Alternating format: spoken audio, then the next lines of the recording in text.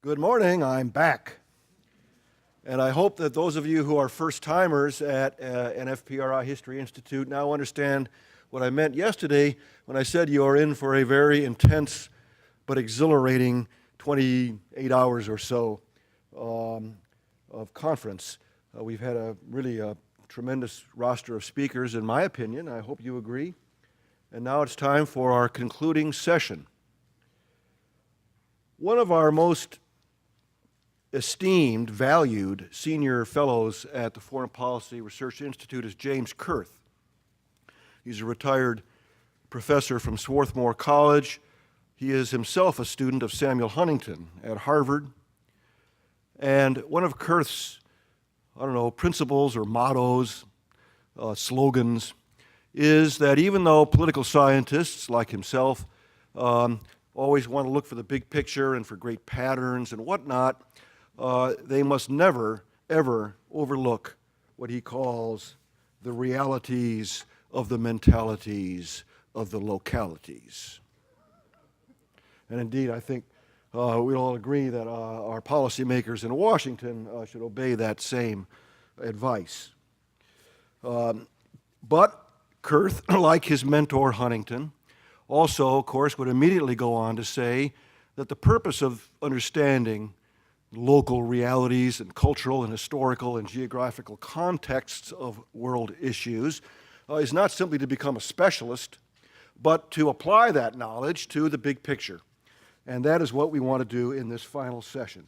Take all the tremendous detail that we've learned about Iran and then put the current Iranian regime and policies and crises generated into the larger regional context and American policy toward the region. And we couldn't come up with a better person to do that for us than Michael Doran. He is a senior fellow at the Sabin Center for Middle Eastern Policy at the Brookings Institution. He received his PhD in history, good for him, from Princeton University. And he gives us that rare and valuable combination of government experience and academic expertise as well. He has served as Deputy Assistant Secretary of Defense and as a Senior Director at the National Security Council, but he has also held academic appointments at Princeton, University of Central Florida, and NYU.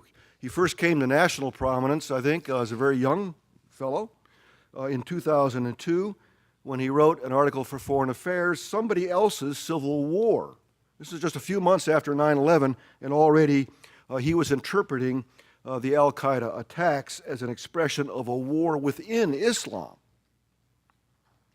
And he has gone on to have to become a very prominent scholar and commentator, and we hope policy influential since that time. He has several book projects that he either has in gestation or in planning. But his current book project, which is due out very soon from Simon & Schuster, is called The Best Laid Plans, The American Ascendancy in the Middle East. Please welcome Michael Doran. Thanks, Walter. That was very kind. It's great to be back. I love FPRI. I hope you've all, I hope somebody told you to read Walter's review of Kaplan's book on geography. Did somebody? Oh, you have to read that. You have to read that. It just came out. It's great. I'm very jealous of Walter because he writes so well. What I want to do today is, he's also very intelligent. And he writes well. What I want to do today is two things. I want to sort of simultaneously, I want to give you the 30,000-foot view of U.S.-Iranian relations in historical context, and then talk a little bit about, at the same time, about what that means for what's likely going to happen in the U.S.-Iranian negotiations that will likely take place after the elections. I'm going to try to keep it at a very, very high, very high level, a 30,000-foot level, general level, and not get too much down into the specifics. Let me start with looking at the American side of this problem of U.S.-Iranian relations. And I'd like to do it with a little device. I'd like to run through some of the major foreign policy doctrines of the presidents and talk about how they relate to the Persian Gulf. I have a thesis. I'm not going to push it here, but I think that almost all of the foreign policy doctrines of the presidents have much more to do with the Persian Gulf than people have recognized. None of them are explicitly, with the exception of the Carter Doctrine, none of them are really specifically about the Persian Gulf, but I think the Persian Gulf was in their minds when they came up with these doctrines. The one exception is the Reagan Doctrine, and I'm not going to bother with it. But let me just quickly run through them. Not so much that it's really important to get a handle on all the doctrines, but it's just a nice way to kind of get a sense of the sweep of the U.S. engagement with the Middle East. So the first one, of course, is the Truman Doctrine in 1947. And you remember the context is that the British Empire is collapsing. The British have an economic crisis in the winter of 47. Their industry basically shuts down. That's what gives rise to the Marshall Plan. But as a result of their economic weakness, they have to pull out of all kinds of positions they have around the globe. They pull out of India, they pull out of Burma, and they also pull out of the Eastern Mediterranean. They pull out of Palestine, and they pull out then from Greece and Turkey. And they can no longer support Greece and Turkey against the Soviet Union and against Soviet-inspired rebels in Greece. And so they come to Washington and they drop the problem on Truman's desk. And Truman goes before Congress and asks for support from Congress for a policy of supporting free people, this is a quote now, free people who are resisting attempted subjugation by armed minorities or by outside pressures. Now, specifically, he asked for aid to give to Greece and Turkey, but he's got the Persian Gulf in his mind. Everybody does at this point, because this is the beginning of the Cold War. We have now translated the documents from the Soviet Nazi negotiations when they partitioned Poland, and the Soviets told the Nazis, the center of our aspirations is the Persian Gulf. They were sort of starting to divvy up the world, and they said it very clearly, and we had it in the Nazi documents. And so we are concerned about the Persian Gulf. Why do we care? We cared because the oil of Europe came from the Middle East. And Europe was in such economic straits. The strategy in the Cold War was to build up Europe as a balance against the Soviet Union. You couldn't do that without Middle Eastern oil. We were afraid that either the Soviet Union itself or a political movement, a Middle Eastern political movement aligned with the Soviet Union, would be able to get its hands on the spigot of Middle Eastern oil and shut down the economies of Europe. That was the strategic consideration. 10 years later, we get the Eisenhower Doctrine. That's when we get finally the final collapse after the Suez Crisis. Immediately after the Suez Crisis, that's the final collapse of Britain in the Middle East. There was a British security system in the region set up after World War I. The British were the dominant power. Now they are no longer. We had a hand in that. We don't need to go into the details here. We had a hand in putting an end to the British as the dominant power, inadvertently, I would add, but we did.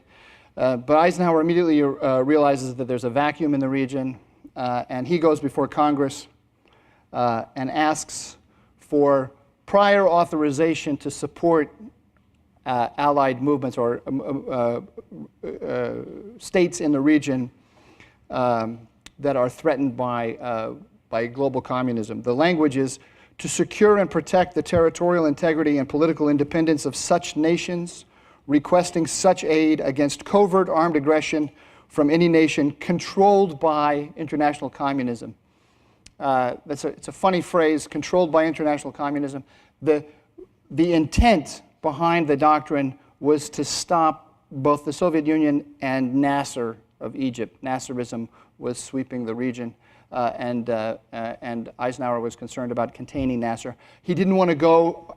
He didn't want to engage in a frontal assault on Nasser because he thought that would kind of build him up. So he wanted to go at him indirectly. But that's the idea that he had in his mind. Once again, just exactly the same as Truman. He's concerned that the ultimately bottom line is he's worried about the flow of oil to Europe, and he's worried about the Soviet Union or somebody allied with the Soviet Union getting their hands on it. So then by 1957, we have the United States announcing itself as the dominant power in the Middle East and taking responsibility, security responsibility for the entire region.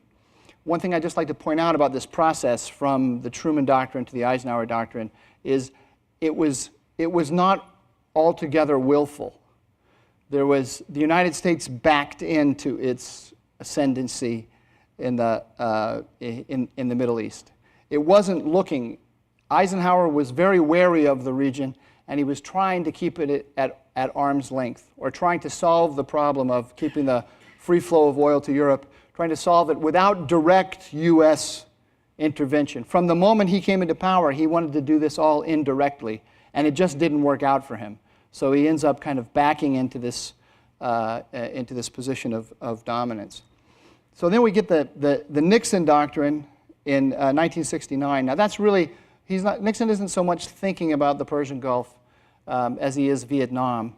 The doctrine says the United States would assist in the defense and development of allies and friends, but would not undertake all the defense of free nations, all of the defense of the free nations of the world. In other words, we've overextended. We've taken on too much. We have to retrench. And what we're going to do is we're going to build up local policemen, local allies, proxies, who are going to look after our interests. And of course, it's Vietnam that is on his mind first and foremost. But the feeling has significant implications for the Persian Gulf. And they are that we're going to build up proxies in the Gulf. And the two most important ones are Iran and Saudi Arabia. Notice again here that there's this ambivalence about the region. There's a desire to pull back and not get sucked into it. That's intensified under Carter.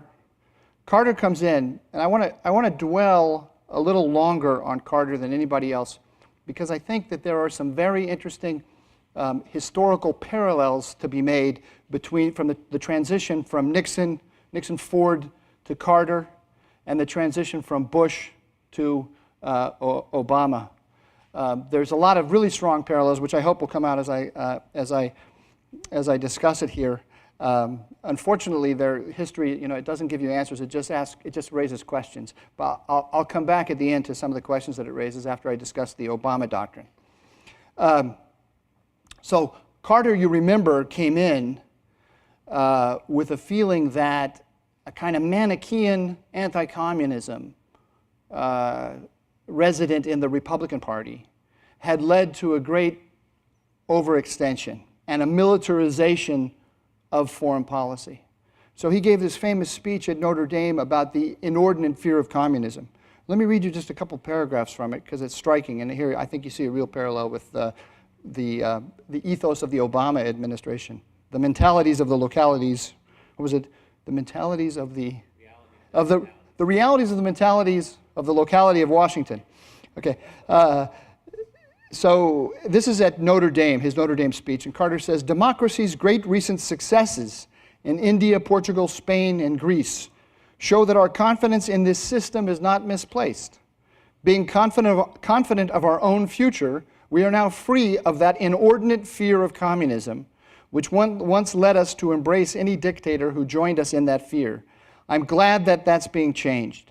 For too many years, we've been willing to adopt the flawed and erroneous principles and tactics of our adversaries, sometimes abandoning our own values for theirs. We've fought fire with fire, never thinking that fire is better quenched with water. This approach failed, with Vietnam the best example of its intellectual and moral poverty.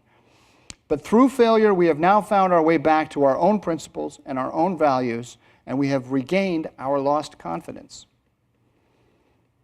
Now, what's really striking here, so you have a general ethos. It's the same as the ethos behind the Nixon Doctrine, but it's sort of on steroids now. And he's saying, you guys, you Republicans especially, you've gone way too far. You've militarized our foreign policy. You've overextended us, got us bogged down in this war, unwinnable war in Vietnam. And in addition, you've read the entire chessboard of global politics against the background of this struggle with the Soviet Union is a zero-sum game. And I understand that if I engage the Soviet Union differently, I don't come at it as the absolute adversary, there are places where its interests and our interests overlap and we can have a much more productive relationship. Well, it doesn't work out for him, Carter, this worldview, and it especially doesn't work out in the Middle East. And it's very striking then that in his inaugural, his State of the Union address in 1980, he announces the Carter Doctrine. Now, before he does, let me just run through some of the things that have happened to which the Carter Doctrine is a response. So, February 1979, the Ayatollah Khomeini returns to Tehran. We have the Iranian Revolution, in other words. November 1979, Juhayman al-Utaibi occupied the Grand Mosque in Mecca. Al-Utaibi is a precursor to bin Laden. He has basically the same ideology a similar ideology to bin Laden. Bin Laden recognizes al-Utaibi as a protogenitor. In other words, it shows that there is unrest inside Saudi Arabia, which could interrupt the free flow of oil at reasonable prices. The Soviets invaded Afghanistan in January 1980, and then the Carter Doctrine was proclaimed. Now, what does it say? It's startling when you juxtapose it with the Notre Dame speech. Let our position be absolutely clear. An attempt by any outside force to gain control of the Persian Gulf region will be regarded as an assault on the vital interests of the United States of America, and such an assault will be repelled by any means necessary, including military force. Shocking that that's Jimmy Carter who said that, given the ethos that he brought with him when he came into power. Now, he had a problem. Once he said that we will respond with military force, we didn't have the military instrument for projecting our power into the Persian Gulf, because under the Nixon Doctrine, we were building up Iran and Saudi Arabia. Of course, by now we've lost Iran. It's no longer an ally. Saudi Arabia is looking unstable. So Carter has to develop the Rapid Deployment Joint Task Force, which under Reagan then morphs into Central Command. And it's Central Command, which is fighting all of our wars in the Middle East right now. It's ironic to think that the instrument for projecting our power into Iraq, Afghanistan, Libya, and elsewhere was created by Jimmy Carter. I don't think that's what he had in mind when he did it, but that's what it became. It underscores this irony of history, underscores the extent to which it's difficult for presidents to get out of the Middle East. Once again, you find you have a president who does not want to do this. He doesn't come in at all with the intention of doing it, but he kind of backs into a position of announcing U.S. dominance and preeminence in the region. Now, one little note here. I just want to point out that the language of the doctrine and what it really meant are not identical. The language of the doctrine says that we will regard any attempt to gain control of the Persian Gulf by an outside power.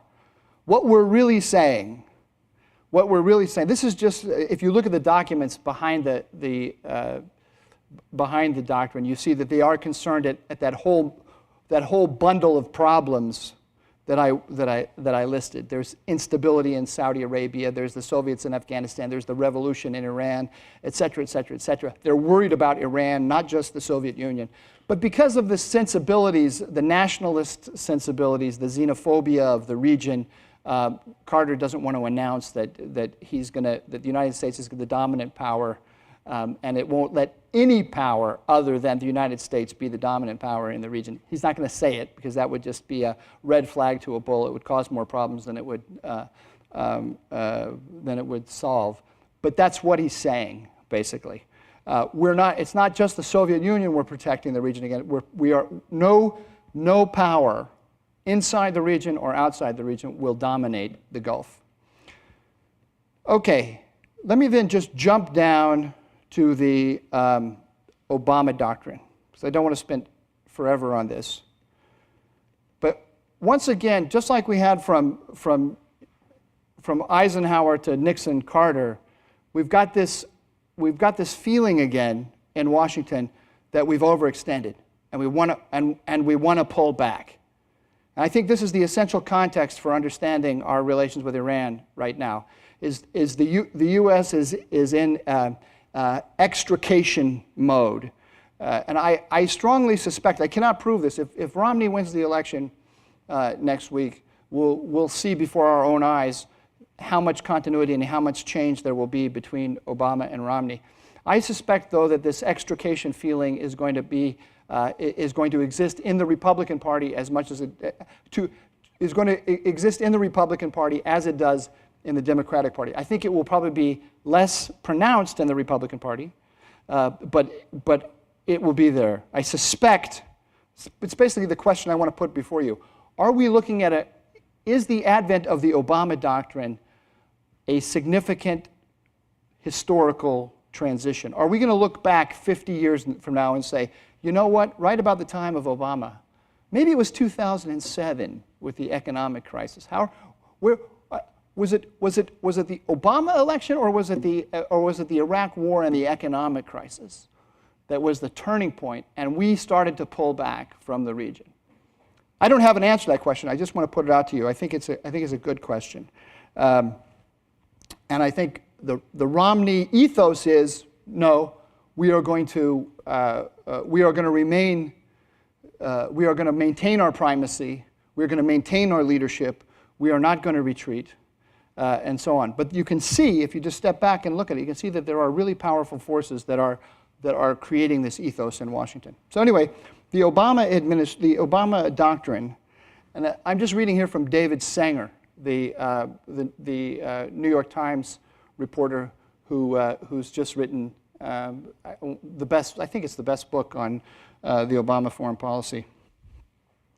And he labels it the Obama Doctrine, and he says it's this: when confronted with a direct threat to American security, Obama has shown he is willing to act unilaterally in targeted get-and-get-out fashion that avoids at all cost the kind of messy ground wars and lengthy occupations that have drained America's treasury and spirit for the past decades. Now, the question, if I rephrase the question that I put before you about whether we're at an historic turning point, is, does the Obama Doctrine supersede the Carter Doctrine? Is it perfectly in keeping with the Carter Doctrine? Is it a revision of the Carter Doctrine? Or is it a completely new one? I don't think there's an answer to that question at all. And this wasn't the Obama Doctrine is a label that David Sanger put on the realities of what he saw President Obama doing. So I'm not sure that President Obama has asked himself the question at all. But it has significant implications. If you just kind of spin it out a little bit and you think, all right, you can imagine somebody from within the mindset of the Carter Doctrine saying, the Iranian nuclear program is part of a project to develop Iranian hegemony over the Gulf. That is a direct threat to the vital interests of the United States. We will not tolerate it. Therefore, we have to strip Iran of its nuclear weapons. You can imagine someone thinking like that. Plenty of people do think like that. Plenty of significant people think that way. But the Obama Doctrine, the mentality of the locality produced by the Obama Doctrine, says, you know what? We can tolerate a lot more disruption in this area than we have in the past. We don't have to be responsible for every little problem in this region. Only when it is a direct threat to the vital interests of the United States And you know what? I'm not so sure that the free flow of oil in the Persian Gulf is all that vital as it used to be, et cetera, et cetera, et cetera, et cetera. Again, this is not the debate we're having yet, but you can see this debate is coming. It's coming soon, I believe. All right, now that's the kind of 30,000-foot view of the context in which the Americans are engaging with Iran. And I think, just to sum up the American position, it's one of tremendous ambivalence. That's where I would put the emphasis. And it has been ambivalent, I would also say, from the very beginning. We don't really want to be here. We would rather find another solution. We'd like to work through proxies. We'd like to engage in offshore balancing. We don't want to have to be responsible for every little brush fire that flares up in the region. And yet, time and again, we found it impossible or very difficult to avoid this kind of direct control.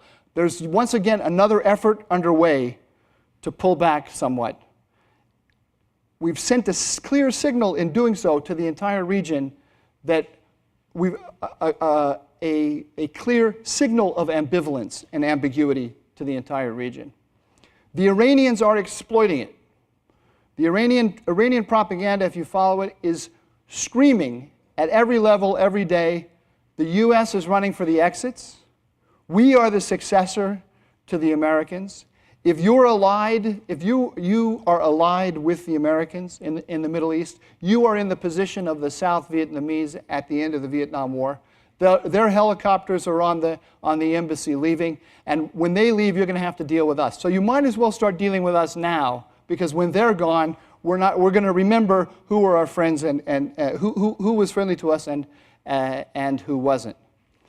Now, that's not what Iranian diplomats are saying at the UN to European diplomats, to Middle Eastern diplomats, and so on. And to American diplomats. They're sending a message of sweetness and light. And the message that they're sending behind the scenes is, what do these Americans want? What do they want? They're so difficult to deal with, these Americans. They put all these sanctions on us. They're putting so much pressure on us. They've got their forces all around us. And we want to come to a deal with them, but they make these ridiculous demands. They won't let us have any enrichment in our nuclear program and so on. If they would just come up with a reasonable proposal, we can cut a deal. We can cut a deal. And that then leads to a picture, two different pictures of Iran. There are, out there in the world, in academia and in the policy world, in academia, in the think tanks, and in the foreign ministries around the world, there are two contrasting visions of Iran. Iran that is weak, and Iran that is strong. Iran that's defensive, Iran that's offensive. Iran that's a status quo power, Iran that's an anti-status quo power. Henry Kissinger put it in a slight different way. He said, Iran has to make a decision. Is it a nation state, or is it an ideological movement? Is it a global Islamist movement, or is it a nation state just looking after its interests? Now, I'm going to give you the only sane answer to this question about is it weak, is it strong, is it defensive, is it offensive, and so on. And I stole this from my colleague at Brookings, Ken Pollack. And he said, when it comes to Iran, when it comes to Iran, he said there are two answers to the big questions. The first answer is, I don't know. And the second answer is, it depends. And that is, I realize you probably want more. But I'm going to, for the rest of my talk here, I'm going to stand on that. I'm going to push that. I have militant skepticism. Extreme skepticism. It ends up, I'll explain to you why, my militant skepticism puts me in the camp, in the end, in practical terms, with those that say that Iran is aggressive, anti-status quo, militant, hell-bent on hegemony in the region, and so on. But just to explain myself, it's not because I believe that the people who make those arguments have a lock on the truth. It's just that I don't know. And given all that is at stake, given the risks of being wrong on that question, it's a huge question, which has implications for everything, not just understanding the history, but also how we negotiate with Iran. The risk of being wrong is such that I prefer to make a mistake on the side of prudence, on the side of imputing to them the more aggressive motives. That's where I come out. I tell you this up front because I don't want. I know intellectually that I cannot disprove the people who are making the counter argument. I can't. But emotionally, I don't agree with them. You'll have to decide, each one of you has to decide for yourself where you come down on balance. I wanted you to have a sense of where I'm coming from, and to realize that I'm not the best proponent of the there's a deal to be had with Iran, we're the aggressive ones, and if we were just a little bit more reasonable, we could get rid of all these problems. So you can go find that from others. I'll do my best to tell you what they say and to do it honestly, but I have to be, in the interest of full disclosure, I have to explain that I can't argue that position with a lot of conviction. Okay, now, like I said, how you answer this question about what is the fundamental nature of Iran has a lot of practical implications. Because if you think there's a deal to be had, well then the problem is us. And that's what it really comes down to. We've been too aggressive, we haven't understood them well enough, and if we can just change our behavior, we will get a different response from them. If you take the other position and you say they're militant, they're aggressive, they're expansive, they're anti-status quo, and so on, then you say containment, right? At the very least, aggressive containment. We have to put the screws to them, we have to pressure them, we have to make them realize that they have no choice, right? Now, notice with the Obama doctrine already, even if, I think anybody, I'm sure that from the discussions you had yesterday and this morning, it must have come out that the Iranians are very wily negotiators. So even if they are a status quo power and they're looking for a deal, they still want the absolute best deal they can get. And the signal that we have sent them through the Obama doctrine, and I'm not saying that it's just Obama's policy that has sent this, because you can see that there is an historical movement now in the United States away from direct control on the ground, fear of further entanglements, et cetera, et cetera, et cetera. We've sent a message to them that they can get a better deal if they hold out, if they put the screws to us a little bit. Doesn't matter what we say. The totality of our statements and actions and all the news coming out of the United States about the economic problems, et cetera, the totality of that has sent them a message that, you know what? If we put the screws to them, we can get a good deal. Now, let me just go into. I'd like to just talk a little bit about how these two Irans, the weak Iran and the strong Iran, are not just. They're not just perspectives about the decision making of the Iranians. They are actually perspectives on the Middle East as a whole. And I'd like to just give you a couple of examples to show you what I mean. And it's why, in the end, there are sort of two schools, and never the twain shall, two schools of Iranian analysis. They are actually two schools of Middle Eastern analysis, and they will never, ever come together. I think it's very important, especially for those of you who are educators, to understand this, so when you go and you read people, you'll see what I'm talking about. The one school, which is represented by Middle Eastern studies, basically. There's a big dividing line in Middle East analysis, right down the middle of it. And it's one question puts you on one side or the other of the dividing line.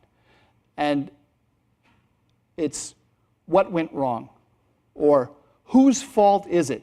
This mess in the Middle East, all the difficulties that the United States or the West has with Middle Eastern countries, whose fault is it? Is it the fault of the Middle East or the Middle Easterners, or is it the fault of the United States? If you go into Middle Eastern studies in the United States, whether that's into Iranian studies or into Middle Eastern studies, it's almost guaranteed, almost not quite, but almost guaranteed that you put the fault with the United States. That it is Western imperialism and a history of aggressive behavior by the West that has created all of the difficulties. We will get out of the difficulties by adopting a more conciliatory policy toward Middle Easterners. That attitude is very, very powerful in Middle Eastern studies, and it has a reflection in the policy world, as well. On the other side, which is also where I am, I think the problems that we have in the Middle East are primarily of Middle Eastern origin. Now, that's an absolutely unacceptable position to have in Middle Eastern studies, because it looks to somebody who's in a Middle Eastern studies environment like you are, it's too close to bigotry, because you're saying, oh, those people, because of the way they think, they can't, et cetera, et cetera, et cetera. That's not what I'm saying. I'm looking at it from an historical point of view. The Middle East, in the Middle East we have basically 3 or 4 nation states: Iran, Turkey, Egypt, and Israel. A nation state is a country where the boundaries of the nation, the people, the society, and the boundaries of the state are more or less coterminous. And the people regard the state as a representative of the culture and values, of their culture, their values, their history, and so on. You can make an argument, Turkey, Tunisia we could put in there too. The rest of them are not nation states. Iraq, I had a student who was a soldier in Iraq, and one of his jobs, it's quite amusing to think, he was training the Iraqi military. And one of his jobs was to issue an oath of loyalty to the trainees to the Iraqi state. So it's already a bit odd. You've got an American issuing an oath of loyalty to the... And they refused to take it. Why? They were Shiites. They weren't just Shiites. They were followers from the militia of Muqtada Sadr, right? And the Shiites traditionally have felt oppressed by the Sunni state, by Saddam Hussein's regime. Now, even after the fall of Saddam Hussein, when there was a Shiite majority running the country, they still felt like the state did not represent them. And so he had to, but he was under direct orders to make sure that every one of these trainees took an oath of loyalty to the state. And he couldn't get them to do it. So in the end, what did he do? He took an old Sunni officer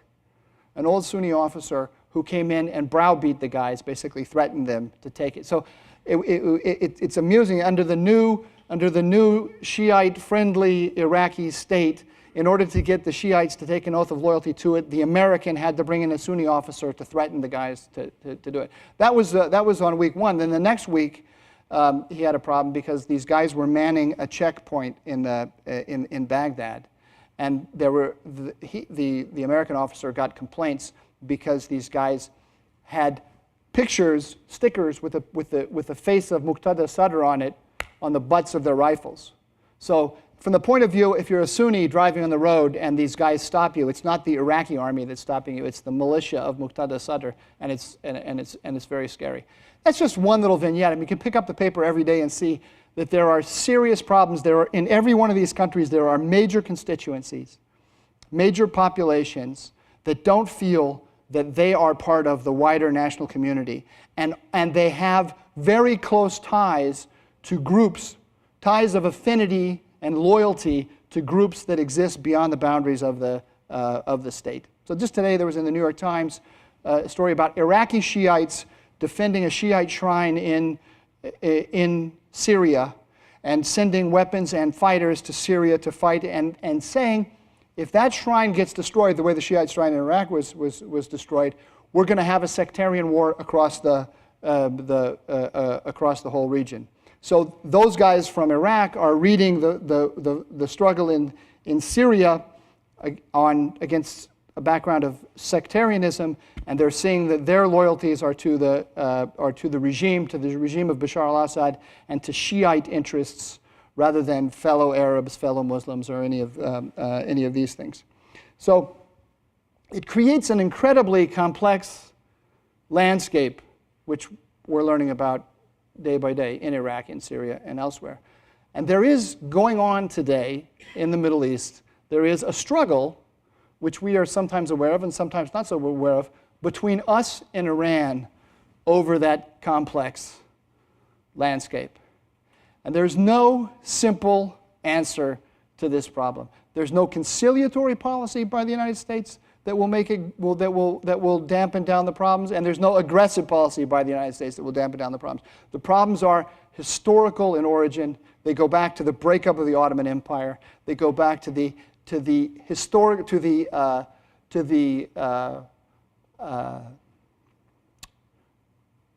what do you call it when you inherit a what? A legacy. The legacy that history has bequeathed to the modern world. That's what I'm saying. I'm not saying those people, their mentality, and all of that in that sense. In a sort of grand historical sense, the region's a mess. That's what I'm saying. In one sentence. But that puts me on the other side, because you go into Middle Eastern studies because you want to conciliate between cultures and because you are critical of your own. That is the mentality of the locality of Middle Eastern studies. So I say that to you because I think that if anyone comes to you from the other side and they say, you know what, there's a deal to be had with the Iranians, it's very simple, but those idiots in Washington didn't take it, right? Be skeptical. If anybody says, I know what Khamenei wants, I know exactly what Khamenei wants, and Khamenei wants a deal, and here's why he wants it, be skeptical. The answer is, I don't know, and it depends. And the one thing that nobody knows, and I know this very well from my work in government, when I saw reams and reams and reams of classified intelligence of the best kind you can possibly see, after reading all those reams and reams of classified intelligence, I still can't tell you what Khamenei wants. Not only can I not tell you what Khamenei wants, I can't tell you how he's framing the issues.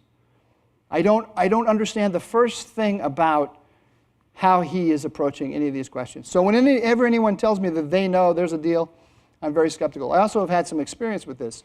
The Iranians, one of the things that they do extremely well, they're very clever at playing on this feeling that we have in our culture that we have been the aggressive ones, that if we just lightened up, there'd be a deal, and so on.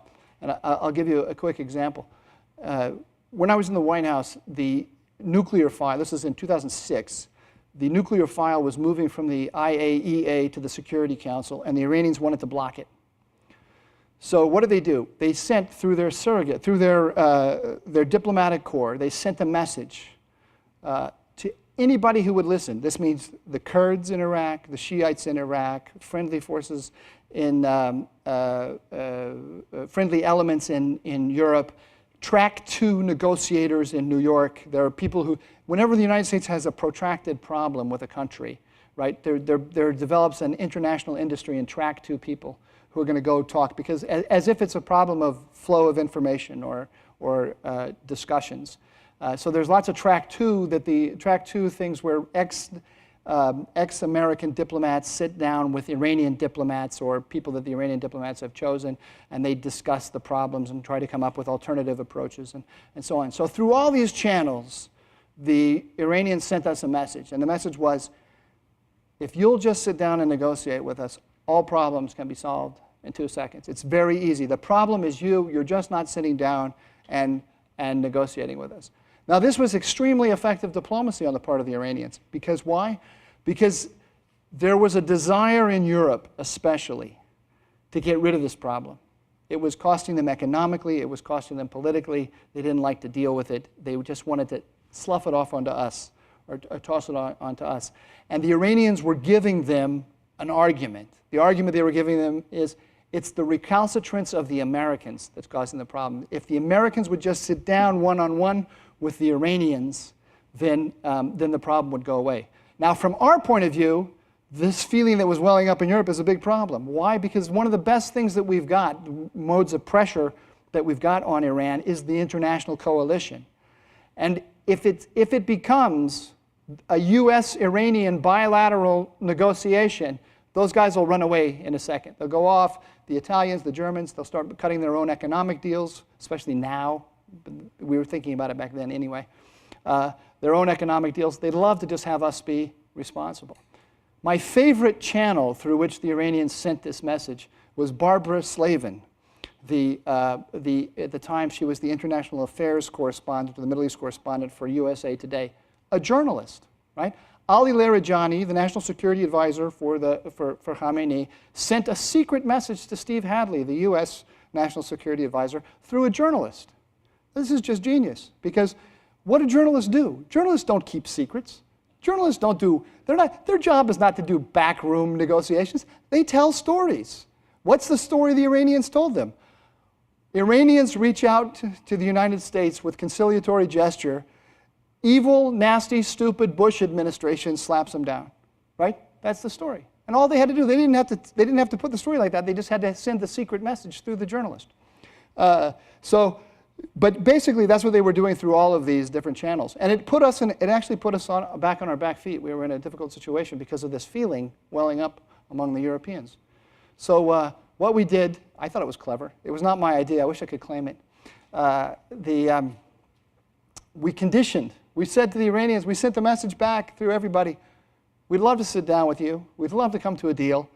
And here's the conditions under which we'll sit down with you.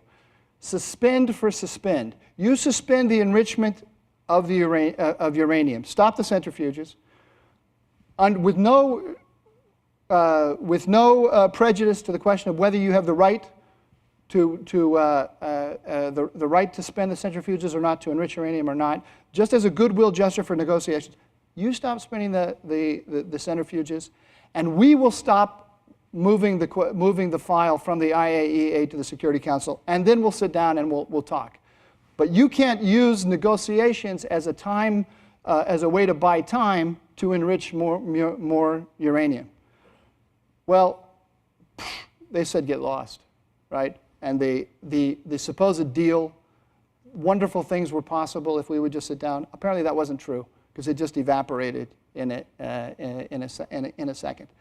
But the myth lives on. The myth lives on that there's a simple answer if we would just sit down and that we would just come up with the right equation.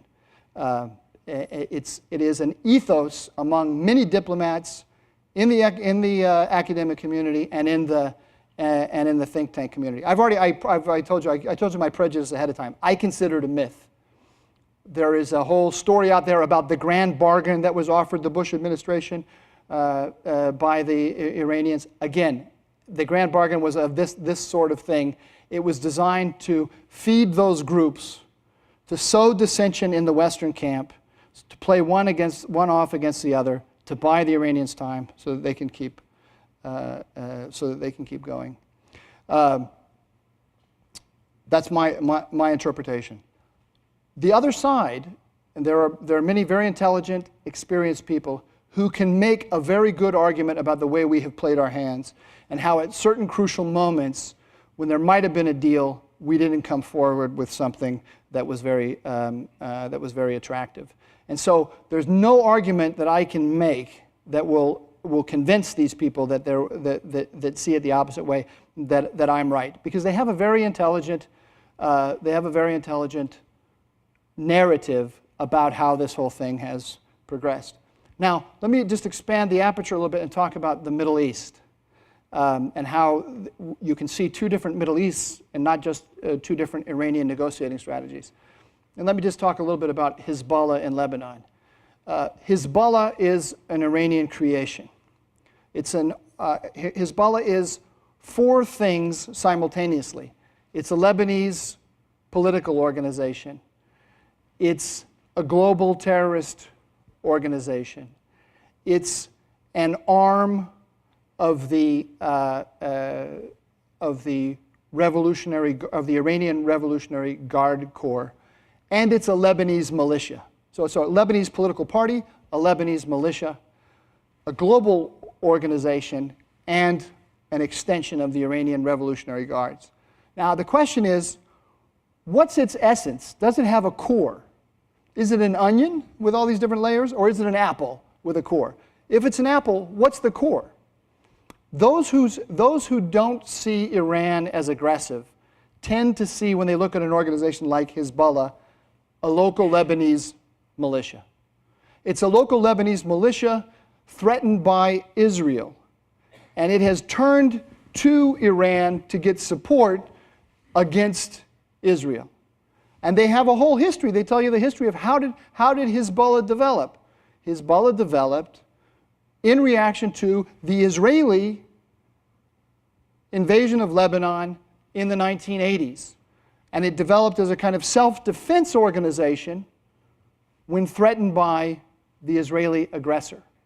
So notice the notion of causality here. The notion of causality is the Western element, that is Israel, the element allied with the United States, the extension of American power, behaved in an aggressive fashion, and there was a defensive response, and that gave us Hezbollah. I see it totally differently. I see the Shiites in southern Lebanon were under the thumb of the PLO.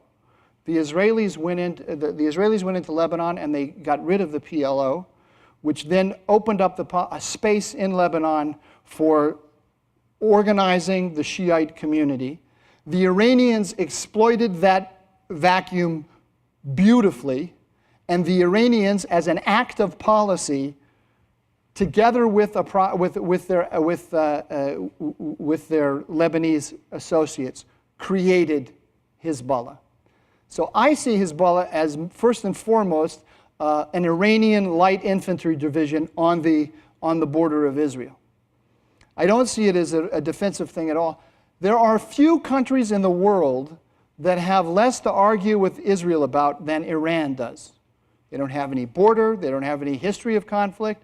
Iran has aggressively sought out the conflict with Israel in order to project power into the Eastern Mediterranean. They understand, in a way that we don't, they understand that they're playing from a deficit in the Arab world. They have two big black marks against them. One, they're Iranians, they're not Arabs. And number two, they're Shiites, they're not Sunnis. So if you want to project Iranian power and you want it to be legitimate in a Sunni-dominant world, how do you do that? Well, you climb up onto the plateau of the Arab-Israeli conflict. You play the Arab nationalist card. You play the pan-Islamic card against the West, against the Jews, against Israel, and that then legitimates your power. You can see this much more clearly now because if you're following the sectarianism that is blowing up in the region against the background of the Syrian civil war, and you're seeing how it's playing out in Lebanon. We just had demonstrations last week in Lebanon where people were on the street, Sunnis were on the street screaming anti-Shiite slogans. You can see how bitter this is, how deep it is, and how anybody on the ground in Lebanon has to take this into consideration when putting together a political movement. But now, think about what I told you, though. I have my interpretation. My interpretation said this was an act of policy by Iran. They created this organization. The other side says, no. Iran is almost incidental to what's going on in Lebanon. You're paranoid. You're seeing the Iranian hand everywhere where it's not. These are local indigenous developments in Lebanon to which Iran was almost a bystander. And so if I stand up here and I start interpreting Middle East politics or U.S.-Iranian relations against the background of a geostrategic struggle for the whole region, and I start talking about the Iranian alliances, Iran, Syria, Hezbollah, Muqtada Sadr in Iraq, elements in Afghanistan, and I start building this big picture with the org chart and so on, they come in and they say, you're seeing all kinds of connections and notions of causality that just aren't real. When you put this under a microscope, you realize that Iran is coming in and trying to exploit these conflicts, but the conflicts have a life of their own, a dynamic of their own, a logic of their own, and you're ignoring that totally. These are two different schools of analysis, and there's no piece of information, there's no development that's going to happen in the region where somebody who doesn't agree with me or isn't inclined to agree with me already is going to come and say, oh, Mike, thank you for giving me that analysis. I now see it all so clearly. I was totally wrong. You're right.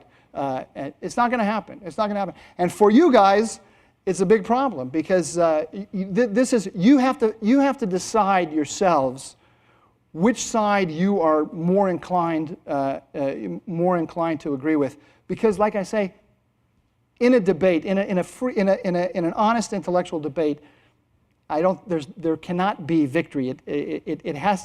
Where you come out in the end is almost a direct consequence of the assumptions that you begin with, and those are assumptions that are deep in you. They're not on the basis of anything you're going to read. You're going to read in the paper. All right. So let me then just sum up. We've got a situation now where there's a vacuum in the Arab world. The Iranians are moving into the vacuum. They're moving in aggressively everywhere. We are tremendously ambivalent about our position, our attitude toward this vacuum. You can see it with the Syria question. We have made a decision at the top. It hasn't been announced. They won't announce it. We are not going to get involved. This is in the Obama administration. We are not going to get involved in Syria. Just yesterday, a U.S. general said publicly that he doesn't know who killed the 5 Turks. There was a bombing in Turkey about a month ago where 5 Turks were killed. The Turks announced that it was a bombing from Syria, from the military of Bashar al-Assad. The American general is saying, we don't know who did that. It may have been Assad. It may have been the PKK, the Kurds. It may have been some other organization. So our ally Turkey has come out publicly and said they were attacked by Assad. And we have come out publicly, quietly, but publicly, and said, we don't know that our ally is correct. Now, that's not the way you treat an ally unless you're sending a very strong message to that ally and to everybody else that, watch it, don't start getting involved in that war because we're not going to support you in that. That's the signal. That's the signal that's being sent. So we are pulling back. We are pulling back. The Iranians are trying to move into the breach. Now, the Iranians are in economic straits. They're in tremendous economic straits. There's no doubt about that. They can move into the breach like in the way that they support Hezbollah. They can go in on the ground and they create proxies on the ground. They build up a militia here, a militia there. They're very good at it. They're much better at than we are. They cannot compete with us on a one-to-one fashion. They can't come in and offer to a state the kind of things that we do. So this notion that they could actually be a complete balance or the successor to us, it's ridiculous on its face. What we don't know, however, is how they are understanding their situation. When they sit down alone, are they saying, gosh, we're weak, we better cut a deal? Or are they saying, we're strong and we're gonna, this Arab Spring, this civil war in the Arab world, this is a benefit to us. This is an opportunity. We can really stick it to the Americans here. We don't know. We don't know. Their public statements, their quiet statements to the diplomats say they want a deal. Their public rhetoric to the Arab world says exactly the opposite. We don't know which public message, the one to the diplomats or the one to the Arab world, is closest to the actual thinking of the decision maker at the top. We don't know. Now, there's a tendency, if you come from the school of thought that says that Iran is weak, Iran wants a deal, you tend to define the conflict between the United States and Iran as the nuclear problem. It's amazing to see how this happens in the bureaucracy. All of this, there's a whole set of issues that we have with Iran, I think. My definition of the problem we have with Iran is we want one that does not pursue weapons of mass destruction of any kind, that does not support terrorism, which means Hezbollah and groups in Iraq and Afghanistan. It does not intervene in the internal affairs of its neighbors. And it respects rather than infringes the freedom and human rights of the Iranian people. And I might even take it one step further and say it supports the right of the Iranian people to chart their own future through democratic political processes. That, to me, is what stands between us and Iran. But if you see the problem as Iran is weak, Iran wants a deal, you start to see it narrowly through the nuclear question. And so the notion that we can cut a deal with the Iranians hinges, from that perspective, on cutting a deal on the nuclear front. When I step back and I look at this, from the 30,000-foot level, I think the nuclear question is one little part of a much larger complex. Whether they are weak, whether they see themselves as weak or whether they see themselves as strong, they want to maximize their power against us. And the nuclear program is one plank. It's one path it's going down in this policy of maximizing its power against us. In my view, we cannot cut a deal with the Iranians. We will not be able to cut a deal with the Iranians until the regime is gone. Doesn't necessarily mean that we have to be the ones to make it gone. But when I look at the sweep of history and when I look at all that we have between us, I don't see the possibility of cutting a deal that will actually last. Even if we cut a deal on we manage to cut a provisional deal on the nuclear problem, a year from now we will look weak. They will see an opportunity to reverse it, and they will then reverse it and try to move ahead again. If we cut a deal on the nuclear problem, it's not going to solve all that stands between us and them in Syria, in Lebanon, with Israel. They're not going to roll up Hezbollah. They're not going to stop their support for Assad and for terrorism and so forth. So I think that this is, for the foreseeable future, this is an incredible thorny problem that will have to be managed.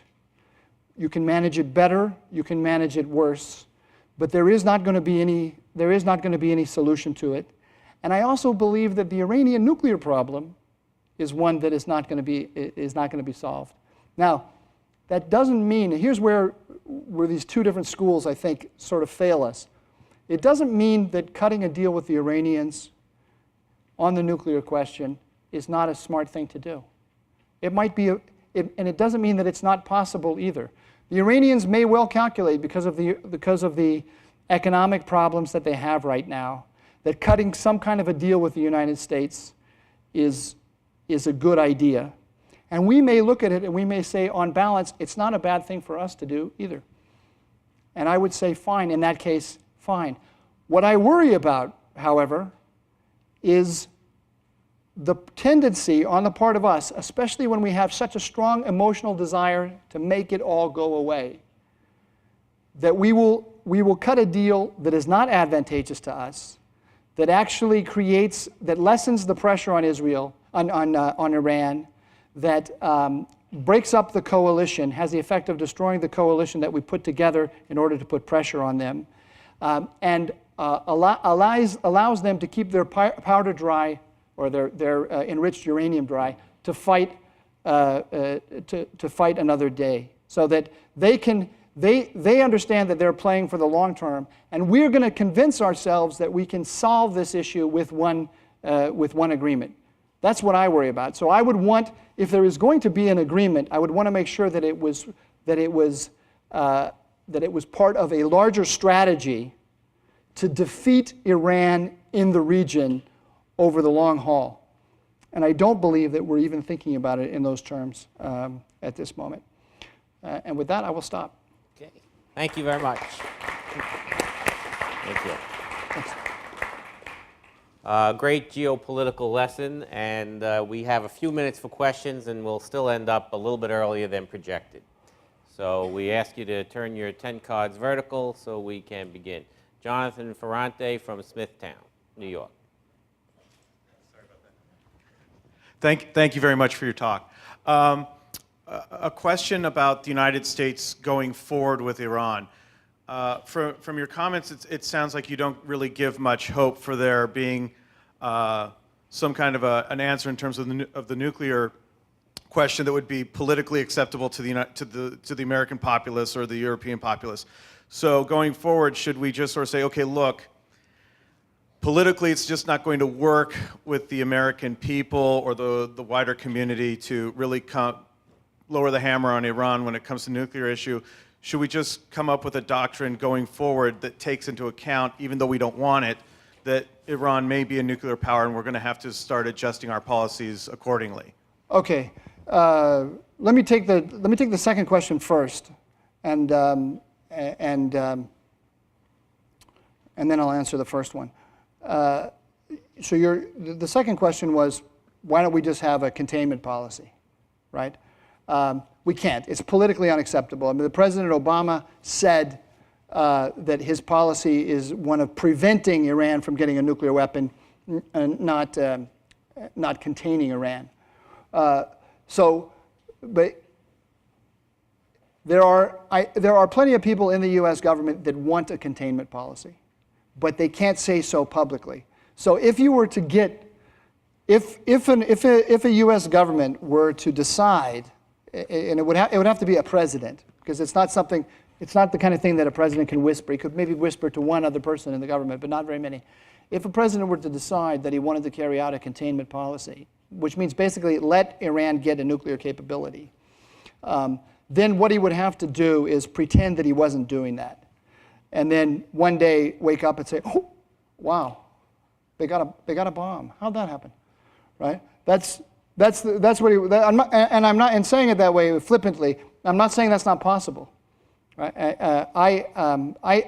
Look, there are lots of people in our foreign policy elite who believe that that's the wise thing to do. The guy who's the most prominent public representative of this point of view is Fareed Zakaria. So if you follow his columns, you can see people who you can see an example of a person who thinks like that. I'm sure there are lots of people in the Obama administration that agree with him, but they can never say it publicly. So, and there are always going to be, there's a lot of people that are fearful that they think that, and are always trying to force them to show that they don't think that. So it's not an easy policy to carry out.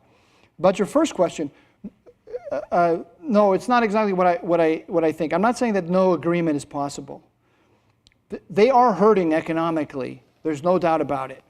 And we put down an offer, as I understand it from press reports. We put down an offer in one of the last rounds of negotiation, whereby we accepted enrichment at effectively at 3.5%. We had a problem with the 20% in enrichment, and we had a problem with Fordo, right? And so if they'd stop developing Fordo and they wouldn't go to 20%, then we cut a deal with them.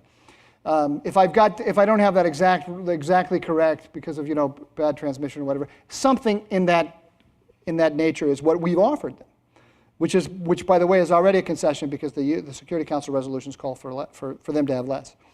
But they came back. I don't know what their counteroffer was, but it was something to do with lift all sanctions, all economic sanctions, which we're not going to do.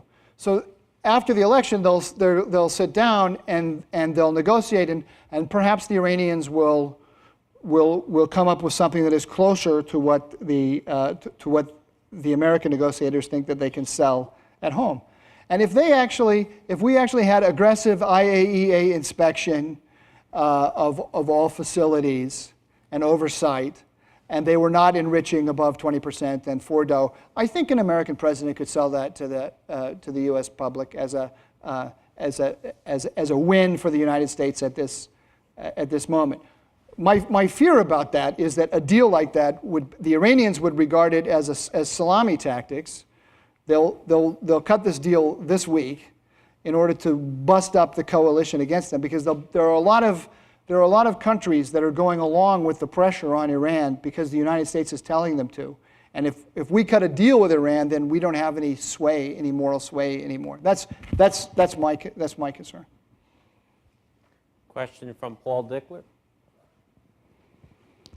I see the Obama Doctrine as one that pretty much wants to let regional players solve regional problems and avoiding needless ground wars in the Middle East. So seeing it from that perspective, why should the U.S. give cover to Turkey when Turkey spent the last 4 years becoming less secular, aggravating the Israeli-Palestinian situation, and basically doing things to hinder us left and right? Right. Well, the question is, what are our vital interests in the Middle East? And it very much goes to this question about how you analyze Iran. Because I think putting pressure on Iran across the board is the #1 interest of the United States. Or not interest, our interests are, as they have always been, free flow of oil at reasonable prices, protecting Israel, stopping the spread of weapons of mass destruction, and especially fighting global terrorism and the nexus between state sponsors of terrorism, proliferators of weapons of mass destruction, and terrorist groups, right? All those issues, Persian Gulf, terrorism, WMD, they all point to Iran as the central problem strategically for the United States. And so toppling the Assad regime is the #1 strategic interest of the United States, as I read the chessboard. Toppling Assad will deprive Iran of its primary ally in the Arab world. It will severely weaken Hezbollah next door it won't eliminate Hezbollah, but it will weaken Hezbollah next door in Lebanon. And there is a movement there that has done half the job already in Syria. And we now have a Turkish government that wants to be much more aggressive with Assad than ever before. So, I mean, you can't, just like this, they say you can't negotiate with you have to if you're going to get a negotiated agreement, you have to negotiate with your enemy. You can't have your friend on the other side. Well, in the Middle East, you don't get the choice of friends either, right? There's a lot of nasty characters out there. None of them are exactly what we want. But Turkey is our friend. Turkey shares an interest with us in toppling Assad. They've gotten much more aggressive. So I think we ought to be there. We ought to be there to help them. There's also humanitarian issues in Syria. There's also the question of the spillover that we're seeing more and more. Assad is now, he's bombed Lebanon. He's playing with the Kurdish card against the Turks. It's spilling over into Iraq to a certain extent. So that's why I would do it. I also think that a lot of the obstreperousness of Erdogan over the last few years is our fault. We built him up as part of the Obama Doctrine and building up regional proxies. I mean, this is the Nixon Doctrine in a sense. Erdogan was the anointed one from the Obama White House. And so we built up he had a notion of playing a much bigger role in the region, and we did nothing to deflate that notion. So it's not, for me, it's not an either-or question. It's how you manage an ally. I feel the Turks kind of inflated him through the election process in Turkey, and then I don't think he needed the U.S. to get those ideas. Yeah. Okay, Carol Bendall from Troy, New York. Thanks so much for your talk. It was fascinating. Do you have thoughts on whether or not Iran's stated intentions towards Israel are as hostile as they seem to be, or do you think that is part of building up their own power and bargaining position? I think it is. I think it is mainly the latter, but I don't draw a clear distinction between the two. I mean, the two are not mutually exclusive. I mean, if you've decided that the way to project your power into the Eastern Mediterranean is by climbing on the Arab-Israeli conflict, by exploiting the Arab-Israeli conflict, then you're exploiting the Arab-Israeli conflict. I mean, there's no two ways about it, and that leads to all kinds of complications for the United States. I mean, it's not as simple as saying, oh, that's mere rhetoric, right? The mere rhetoric of the Iranian regime means that Hezbollah has more rockets and missiles than any of the armies except the Israeli nearby. And so we have a terrorist organization with an arsenal that outstrips any of the states.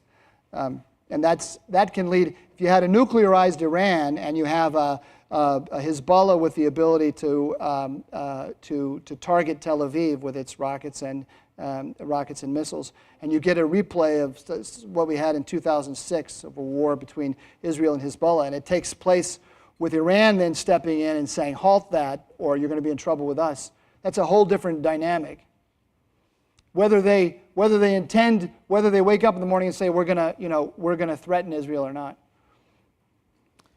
I'll take the final question, and that is, if we help collapse the Assad government in Syria, how do we know we won't be replaced by something worse? Well, it won't be something worse. I can guarantee that. I can guarantee that very easily, because it may not be something pretty, and it may not be something that is very manageable for the United States, but it won't be something worse because it won't be aligned with Iran, or it won't be as closely aligned with Iran. And the number one strategic challenge that the United States has in the region is Iran. So now, there may be jihadis on the ground. They may be engaged in activities that we find, like Libya today, right? Or say Iraq, right? Iraq today is not beautiful. It's not beautiful, but it's better than it was under Saddam. I will agree with you, but this is a principle of the Middle East. The solution to every problem brings with it new problems that are almost as bad as the ones you had before. But it's still good to solve problems.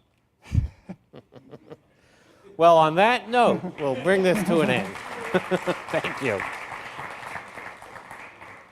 Well, I'm sorry to bring this conference to a close. It's been great having all of you with us, and I hope it was beneficial to all of you in various ways that you can incorporate into your classroom experience.